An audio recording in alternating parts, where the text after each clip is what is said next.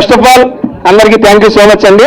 మా సంగీతాన్ని ఎంకరేజ్ చేసి సపోర్ట్ చేయడానికి వచ్చిన మీడియా మిత్రులందరికీ, మా కో యూట్యూబర్స్ అందరికీ థ్యాంక్ యూ సో మచ్. ఎంతమంది ఉంటే బేసిక్గా వీళ్ళందరినీ చూస్తుంటే నాకు నామినేషన్స్ గుర్తుకొస్తున్నాయండి. నా ఫస్ట్ నామినేషన్ శివాజీ గారు. అట్లా స్టోరీలో అయితే చాలా బాగుంది.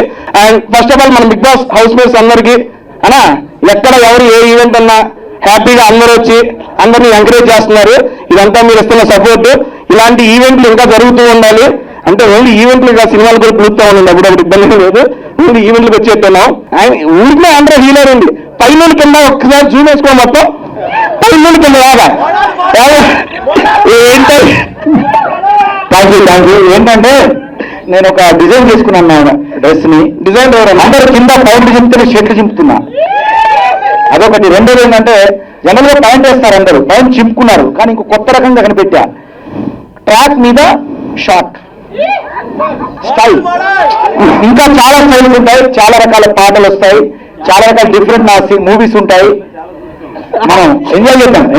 Okay, thank you. ఒక ఎక్కడన్నా అన్న క్రియేటర్, మామూలు క్రియేటర్ కాదు, హీరో. ఆబ్వియస్ అన్నా ఆ హీరో అనేది కూడా అదే మా హీరోయిన్లో. అంటే బిగ్ బాస్ హౌస్ లో వచ్చింది చదువుతున్నా.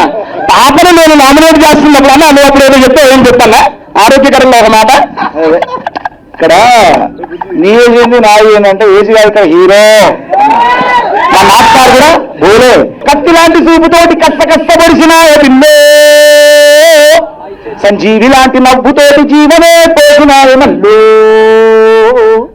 నాకు బావు నడుముతోటి నన్ను కాటు వేసిన పిల్లో,